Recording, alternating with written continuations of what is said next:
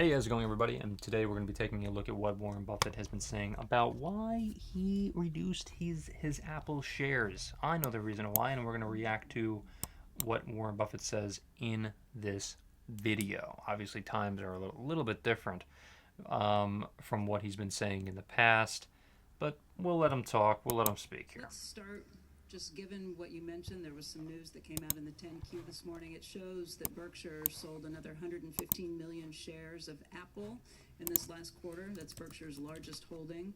And I think in that vein, we'll start with a question from Sherman Lamb. He is a 27-year-old Berkshire Hathaway Class B shareholder from Malaysia. And he asks, last year you mentioned Coca-Cola and American Express being Berkshire's two long-duration partial ownership positions, and you spent some time talking about the virtues of both these wonderful businesses in your recent shareholder letter. I noticed that you have excluded Apple from this group of businesses.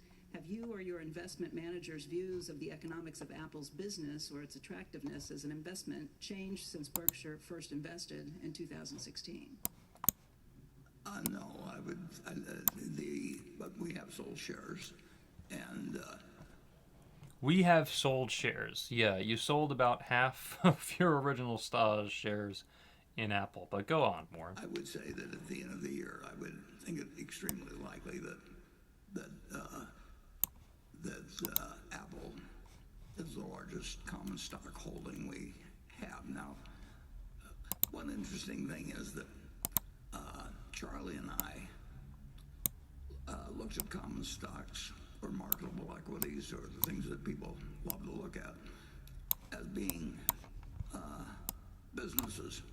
And so when we own a Dairy Queen or we own whatever it may be, we look at that as a business. And when we own Coca-Cola or American Express or Apple, we look at that as a business. Now, we can buy really wonderful companies in the market as businesses. We can't buy all of them. All of their shares. We can't buy 90% or 80% or anything like that. But when we look at Coca-Cola and American Express and Apple, we look at them as businesses. Now, there's differences in tax factors. There's difference in managerial responsibility, a whole bunch of things. But in terms of deploying your money,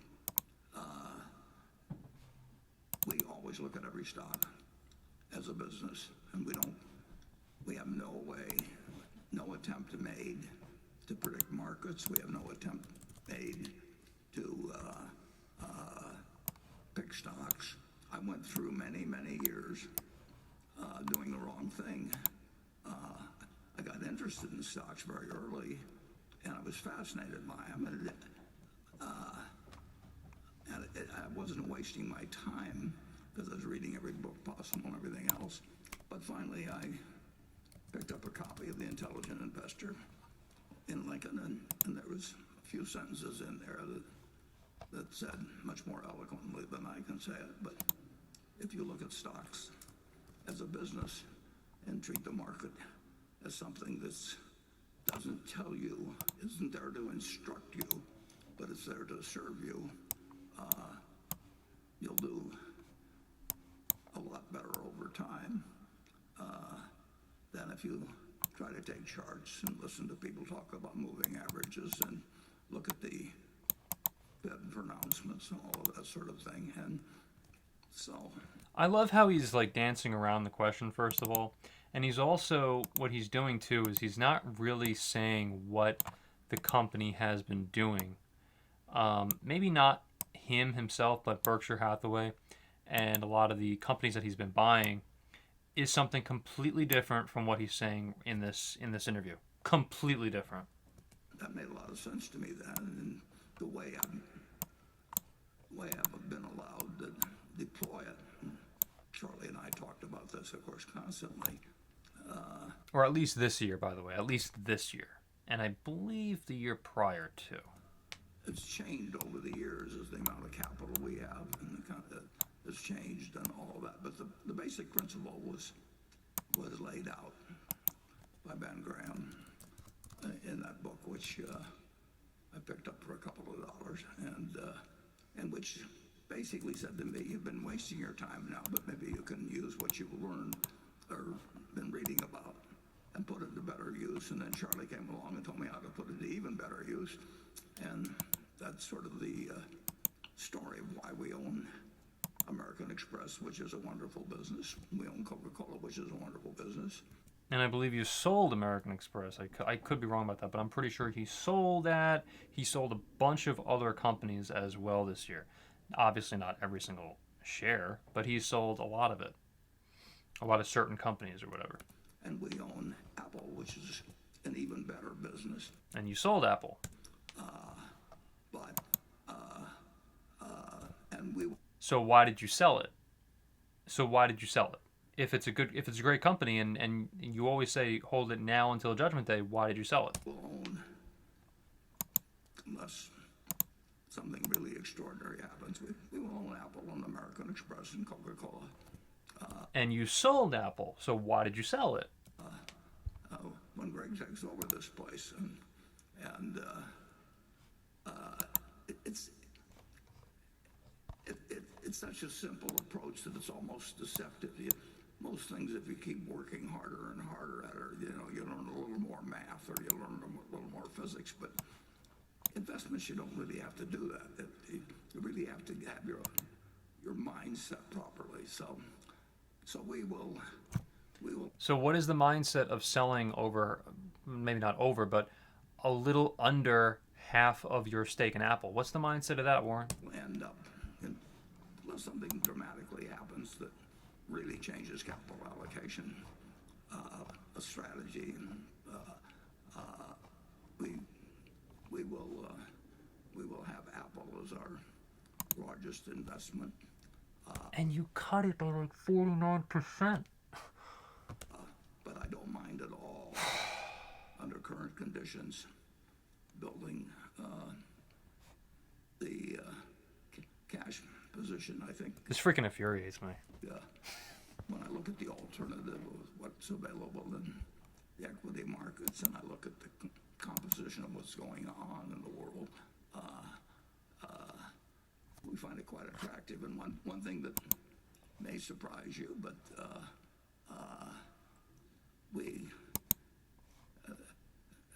almost everybody I know pays a lot more attention to not paying taxes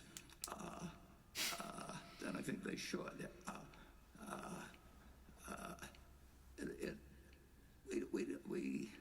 We don't mind paying taxes at Berkshire, and we are paying a 21% federal rate on the gains we're taking in Apple, and that rate was 35% not that long ago, and it's been 52% in the past when I've been operating. And the federal government owns a part of the earnings of the business we make. They don't own the assets, but they own a percentage of the earnings, and they can change that percentage any year. And the percentage that they've decreed currently is 21%. And I would say with the present fiscal policies, This dude is like holding on to, what is it, the number again? Like $325 billion cash, which is the most amount of money in Berkshire Hathaway's history. He has a way of dancing around this. I think that The world wants to know, Warren, what are you seeing that no one else is? Taxes. something has to give, and I think that higher taxes are quite likely, and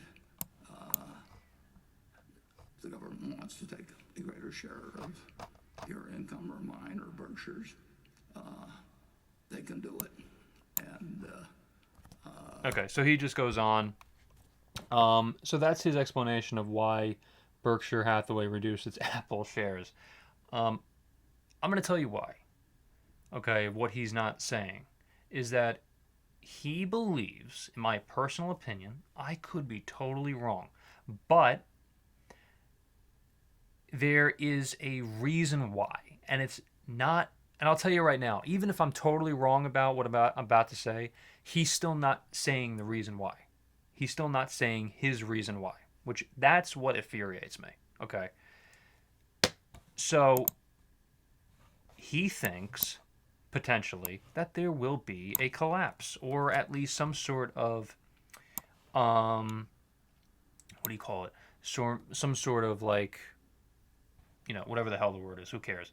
Uh, some sort of correction. That's what I'm looking for. Some sort of correction. So that's it. I don't know why he doesn't just say that. It's very strange how he doesn't just say, yeah, you know what? We think there might be some sort of a correction at some point. We just want to be early about it. We predicted 2008. And pat yourself on the back a little bit because he predicted 2008. He predicted whatever, the dot-com thing. He predicted whatever it was, 1970 something, whatever. I mean, the dude is one of the smartest investors of all time. But what totally infuriates me is that a lot of the time he says one thing and does another. That's just what totally infuriates me. And he can be a real force for good by saying the honest truth, but he doesn't do that. So that's just what I feel like. I think that there could be another opportunity coming. Of course, if there's a correction and then he buys when the stock is completely down, whatever stock that is, whether it's Bank of America, which he also sold a ridiculous amount of shares in. Again, if he repurchases it, obviously he gets those gains and he repurchases it when there's a correction. If he waits for the correction for Apple, if he reinvests in Apple stock or something, I don't know. Just be honest about it. Who cares? That's just my opinion.